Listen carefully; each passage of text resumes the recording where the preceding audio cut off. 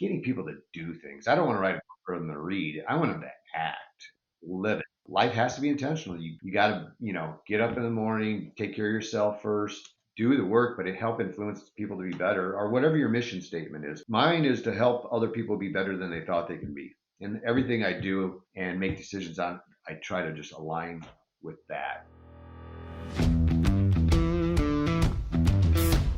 Technology is transforming how we think, how we lead, and how we win.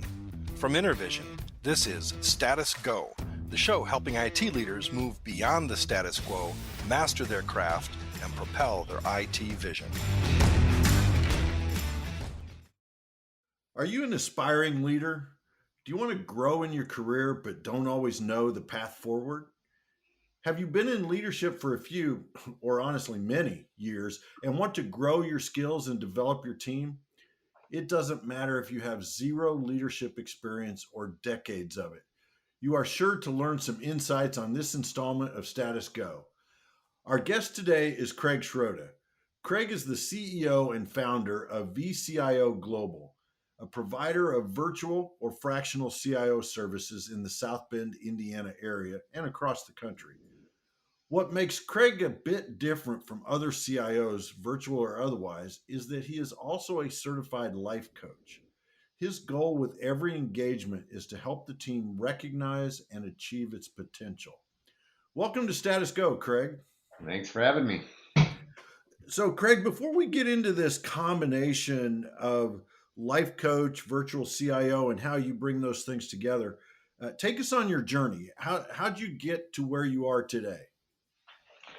That's a good question. But yeah, it started out, typical thing, putting myself through college, working jobs, very mechanically minded, managed hardware store and all that. And, got my opportunity at a few, working as an IT person for a few companies and, started out at Crow, designing a fixed asset system for the whole company, the big CPA firm, and then started a Microsoft consulting firm around the old Great Plains slash Dynamics GP Oh, ERP. yeah. Yeah, it's been around for a while, and grew that up to about 60 consultants. The company whose name was Pinnacle, and sold that back in 2013, 2014, and couldn't stay away from the technology. It did president gig, did a CIO gig, and just loved helping and mentoring people along the way. When I owned my own company, we had a IT division, an ERP, CRM division, and a development custom software dev division. And I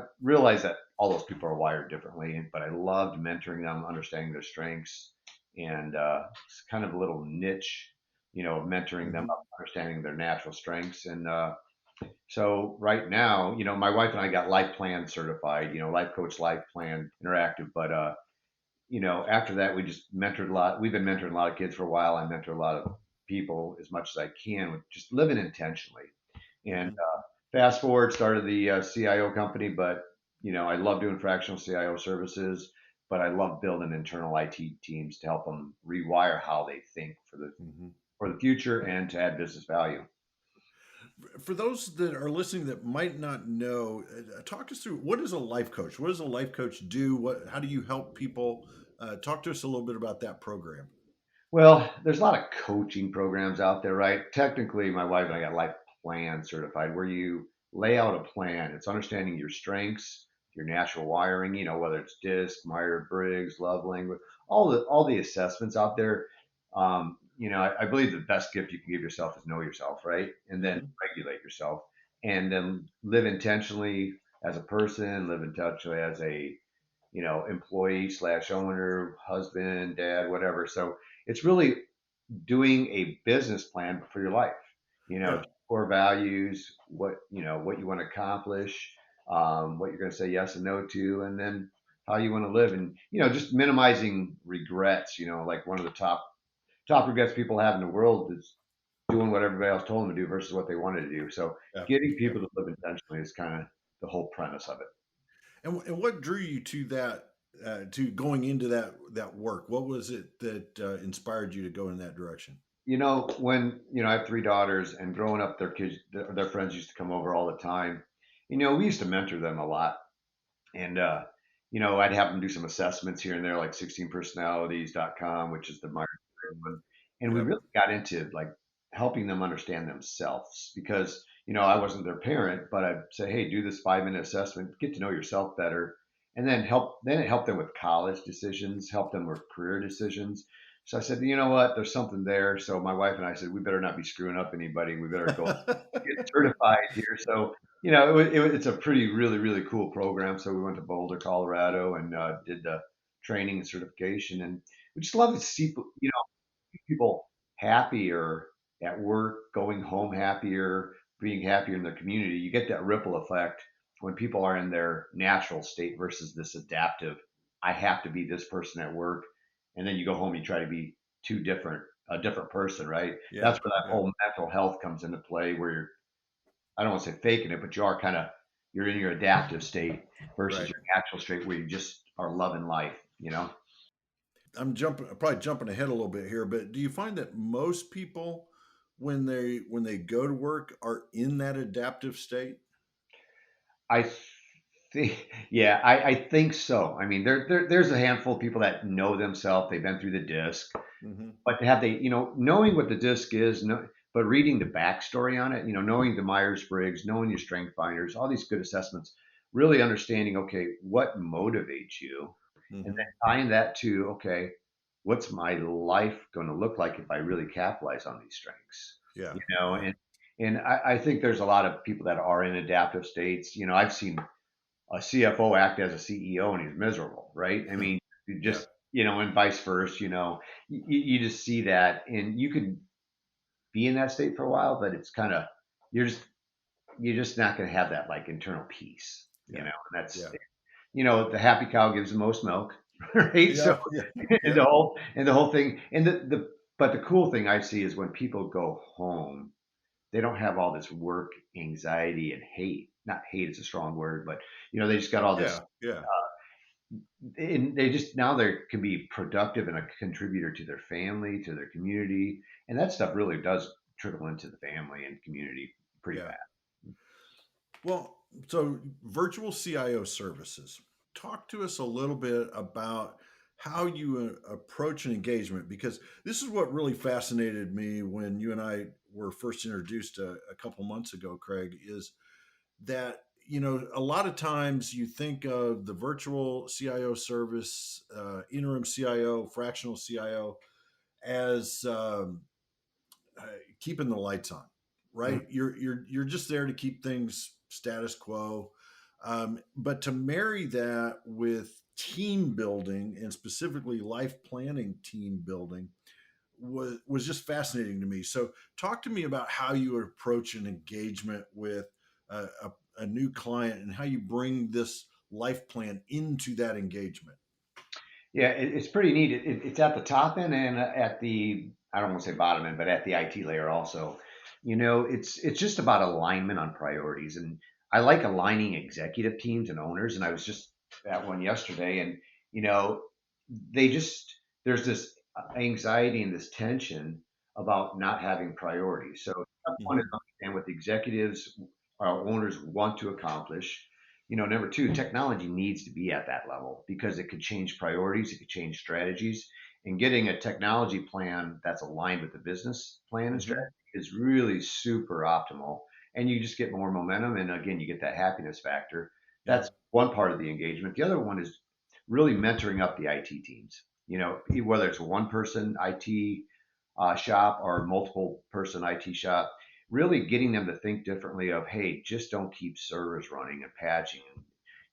We got to get into the business value layer because so many of them, there's just a little insecurity portion of their mind that says, hey, this is what I'm been doing. This is my value add, and they don't get into this, hey, retool yourself for the future.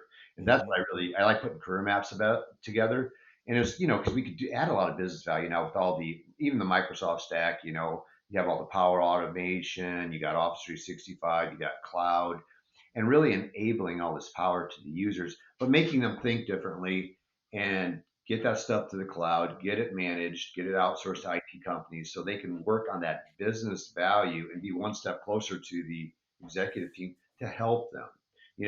So many times IT has been looked at as a cost center, Right. versus strategic asset, right? We just want IT as itself to be part of the strategy, strategic asset, and executive team thought process. And that's I hope I answered your question, but that's Yeah, yeah. two. So you're I like how you describe it as the top down and not necessarily bottom, but from the IT department up. So when you're working with the executive team of a client of a tip, we'll just call it a typical client that you work with.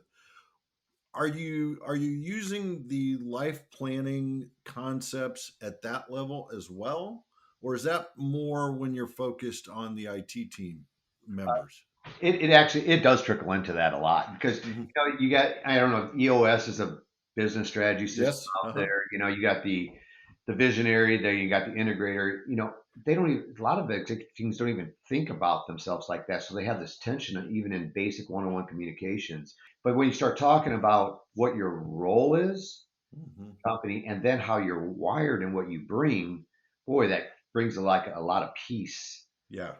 and I don't want to say perfect harmony. There's always going to be tension between the two, but but it's a healthy tension, and that's the Right. goal. Is get it to a healthy tension and respect. Yeah. And I think I told you respect's a key word of mine. Whenever Hmm. I'm being disrespectful or somebody's disrespecting me, it's a trigger word. I stop. Either I'm not understanding something or they're not understanding something. Yeah. But there's no need to get all tensed up. It's just a conversation. And another cool thing is, when the like a CEO would say, we need to get this done, people say we don't have enough resources. It's just a time or money conversation. Right. No need to Right. get stressed out. We either need to extend time or we need to spend some money, outsource it and get it done. It's just what do you want to do? What can the company uh what does the Yep. company do to make it happen? You know? When you're talking about respect and lack of respect, and that's a trigger, are you able to teach the executives that you're working with to identify that that's what is triggering them sometimes?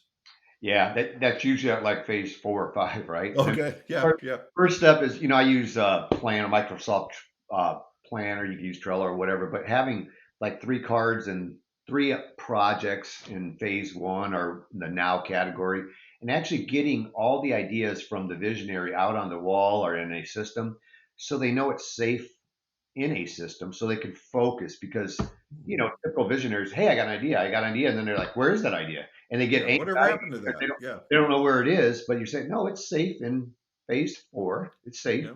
If we need to pull it forward, we'll pull it forward. But you know, GTD or getting things done with David Allen talks a lot about this, but getting it on a list so your mind can be present and do some deep work, Yeah. and get things done is really good. Um, but yeah, it self awareness comes into play usually, but usually Mhm. having that hard conversation of, man, that was a mean comment. Does it need to be a mean comment? Are you having something else? Because usually something else is going on, Yeah. and Yeah. Yeah. and people take it personal. Then that spirals out. Then you got the unproductive cycle. Then you come back. You say, "Oh, I'm sorry. This was going on at home." So you try to short circuit that as much as you can. Yeah. You Because know, as the observer, I'll use air quotes that our audience can't see, but as the observer, you can kind of see that interplay where if someone's in the emotion of that situation, they're not always able to identify exactly what all are the triggers that are going on. Absolutely. And if you start with a defenses down attitude, and I always, whenever I go into like any kind of session, I say I need blind spot coverage. All of us have about 30% blind spots.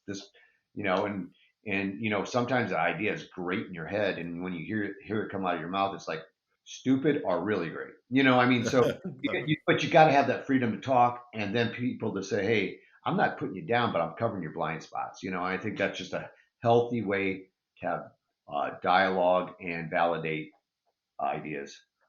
So you call out, I need blind spot coverage, which is giving the others in the room permission to say, "Hey, have you thought about this, or have you thought about that way?" Did I capture that right or understand that right? 100%. Yep. Okay, okay, that's excellent because it creates that safe zone, Hmm. right? And it takes the emotion out. I love that. I wrote that one down for sure to follow up on. when you're working with the executive team or the leadership team or ownership team of these companies, how do you begin to shift their thinking about technology? We mentioned earlier a lot of companies see it as a cost center and you want to get value, but how do you begin to guide them to some of the realization of what technology can do for their business? Well, awareness is the number one, right? I have some like 101, 201 things, but we start using it right away and we use it for getting their thoughts, their priorities, and what the business is doing right now in a simple thing like planner. It's Hmm. so weird because, like, if me and you are having a conversation and we're trying to determine priorities, it's it's perceived that what I'm coming out of my mouth is my number one, my number two, number three, versus when you have it like on a wall or in a tool. Now it's me and you are having a dialogue and discussing that third party wall, Yeah. third party tool that says, oh wait, why does that one need to be number two? Oh, because we need our data cleaned up before we can have a dashboard.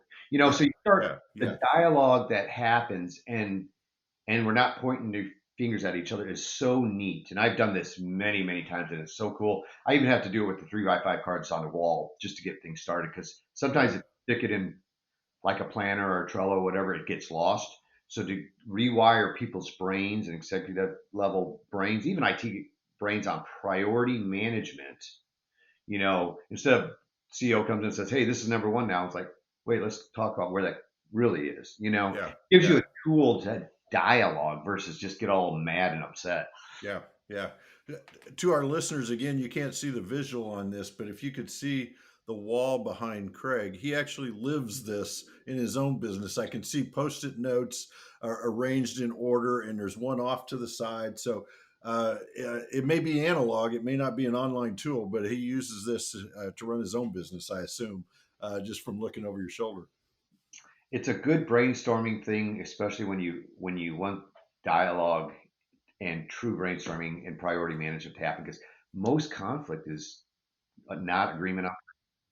Yeah, I mean, yeah, it's just yeah. weird. And if you agree on it, and then you can start working together on it. Yeah.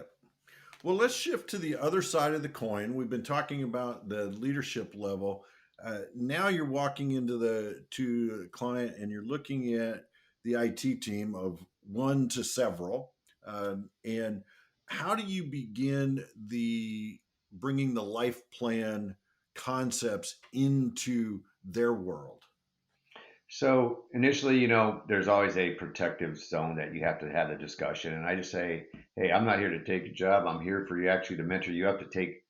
If I'm your fractional CIO, eventually I want you to take my job. Yeah, I yeah, live in abundance mentality. As fast as they can scale up, great. As long, what's good for the company and good for them.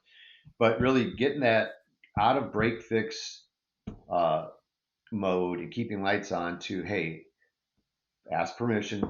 You okay if we start rewiring you to start adding business value and train you up to the next level? You get that, and then we just put a plan together. Okay, here's what we need to start learning on. That's going to be good for the company and good for your career, frankly. You hmm know, and so it's just really breaking the wall down, which is, I'm just a really transparent, truthful guy, and I'm like, hey man, we just gotta, this stuff going to the cloud, having servers on prem is risky.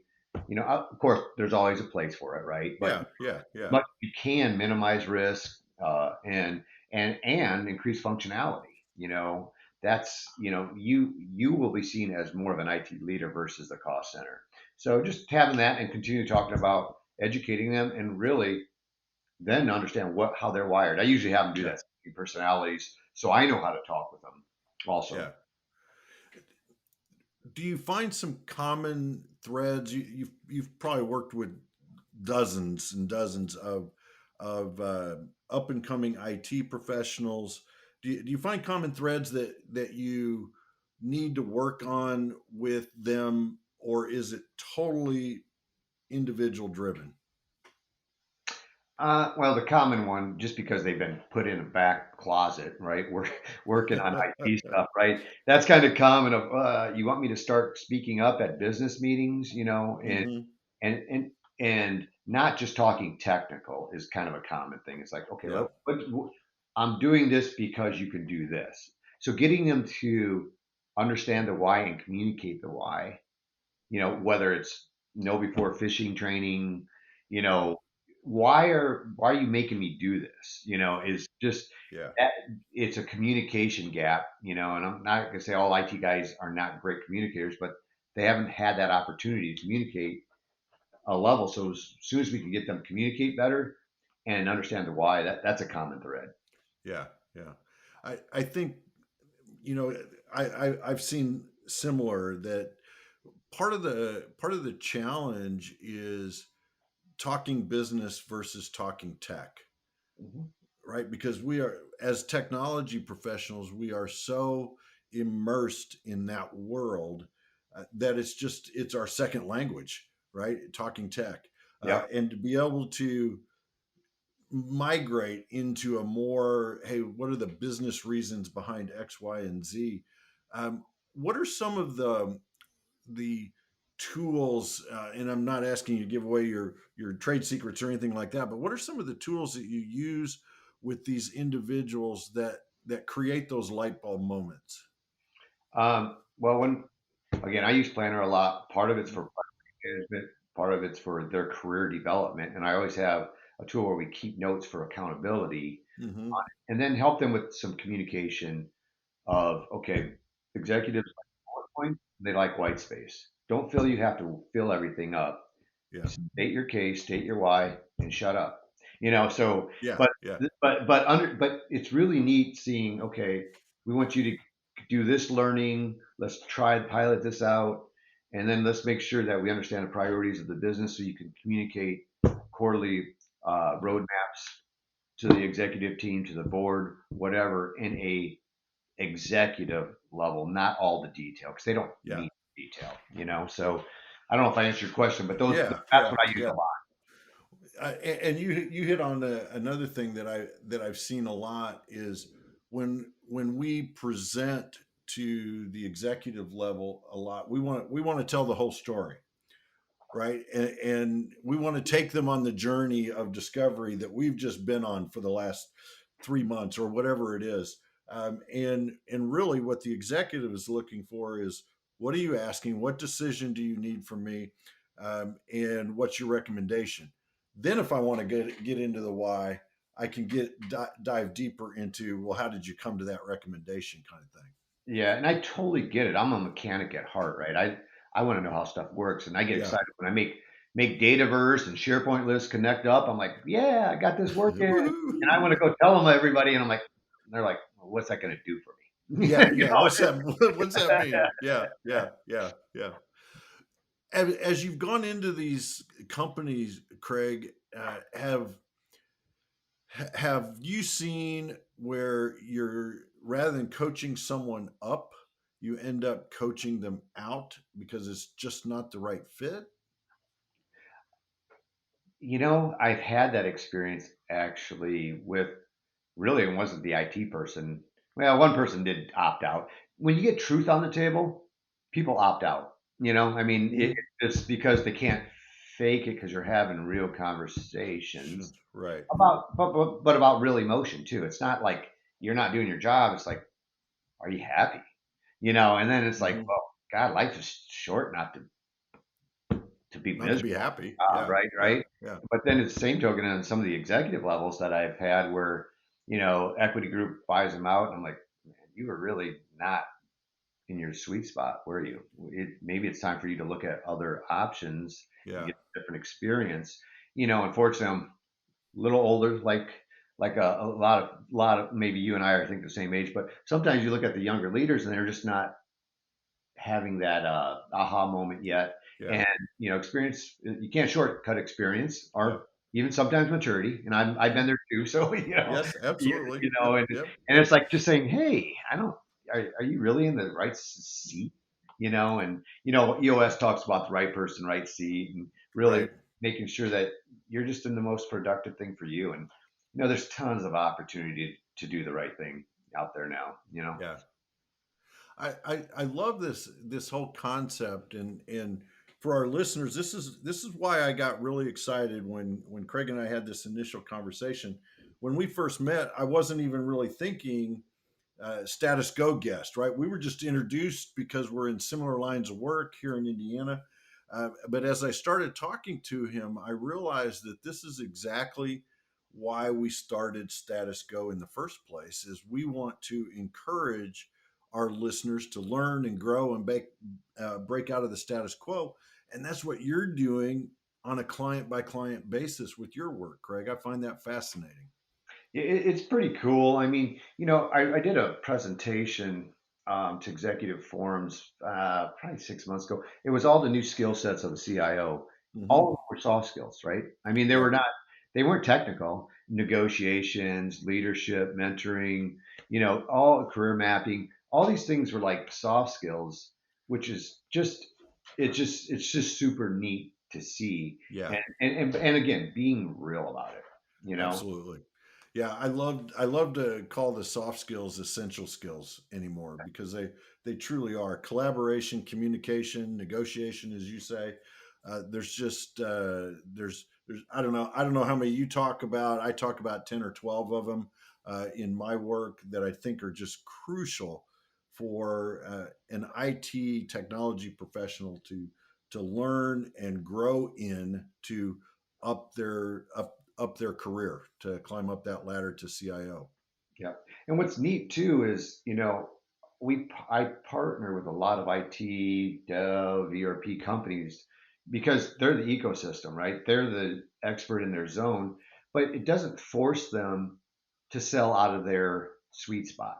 I Hmm. mean, sometimes like a managed service provider, they're an IT, they have the fractional CIO or VCIO title in there, which is kind of in the IT arena normally, but Yep. getting up into the application layer, the business intelligence layer, the automation layer, the predictive analytics, and then that that sometimes isn't uh, part of their zone, right? Because Yeah. you Yeah. don't have an accounting background. I got both IT and accounting. But if you don't have that, don't pretend. But it's cool. We get to work with the right people Yeah. for the company.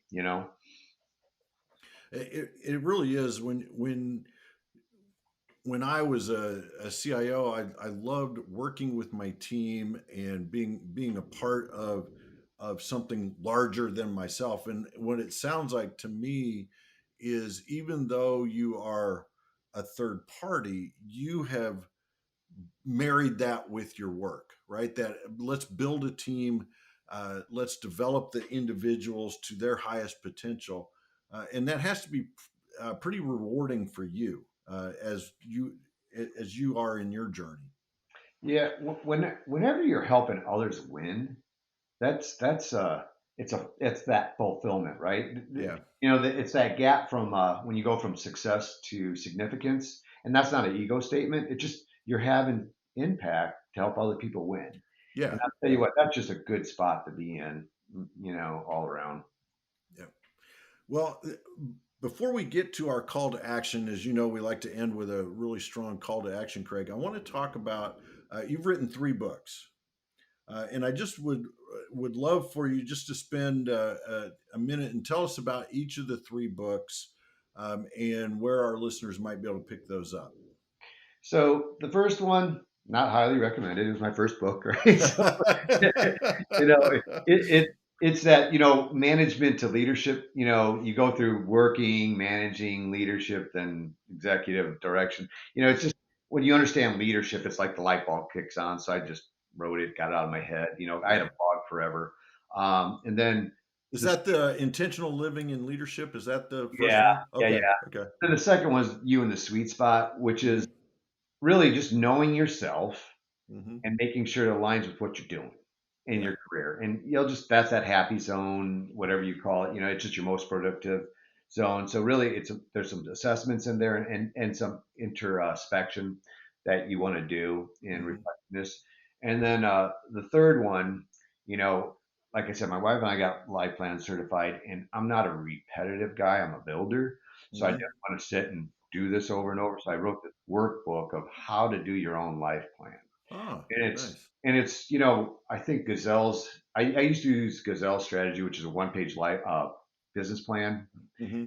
I created a one-page life plan, which is, your core values, how you want to be remembered, your Yep. 1 year goal, your 5 year goals, and then just some quarterly goals. But then the second page of that is documenting all your strengths and remembering who you are. So as Right. you're setting these goals, it's aligned with who you are, and that's really what the ultimate manual is about: is getting people to do things. I don't want to write a Yeah. book for them to read. I want them to act, Act. live Yeah. it. Yeah. And but life has to be intentional. You got to get up in the morning, take care of yourself first.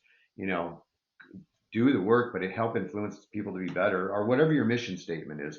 Yeah.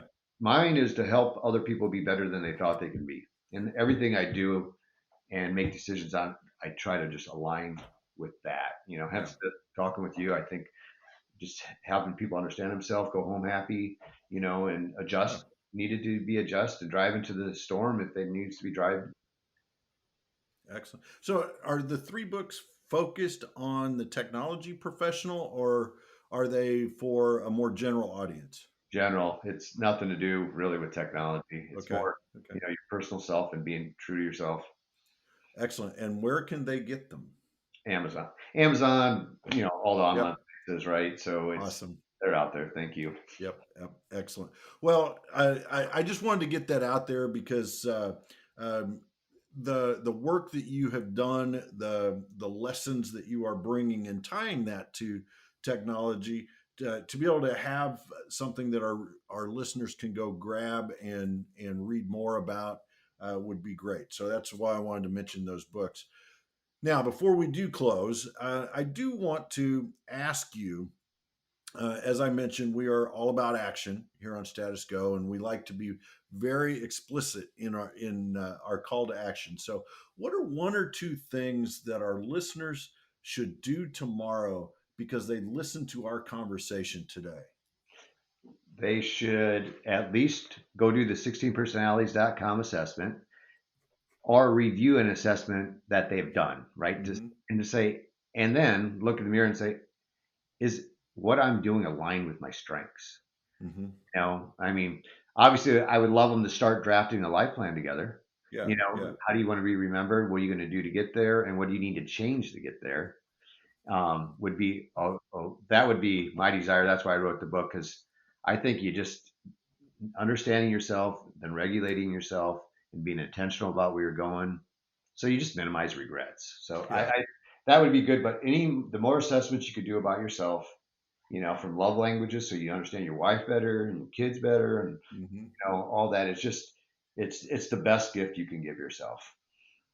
I love that because that 16 personalities is a pretty quick assessment, but it gives you a really nice picture. And then understanding is what I'm doing, being true to who I am. Am I living that adaptive personality, or am I being true to who I am when I'm at work and at home? I think that's great advice.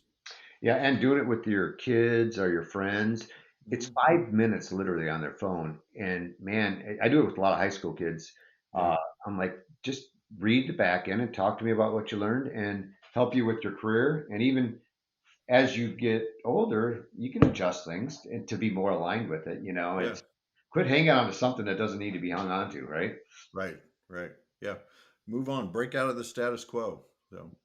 Craig, thank you so much for carving out time to talk with us today. I really appreciate it. My pleasure. It was a fun interview. To our listeners, if you have a question or want to learn more, visit intervision.com. We'll have show notes for this episode. It'll have links and contact information. This is Jeff Tunn for Craig Sroda. Thank you very much for listening. You've been listening to the Status Go podcast. You can subscribe on iTunes or get more information at intervision.com. If you'd like to contribute to the conversation, find Intervision on Facebook, LinkedIn, or Twitter. Thank you for listening. Until next time.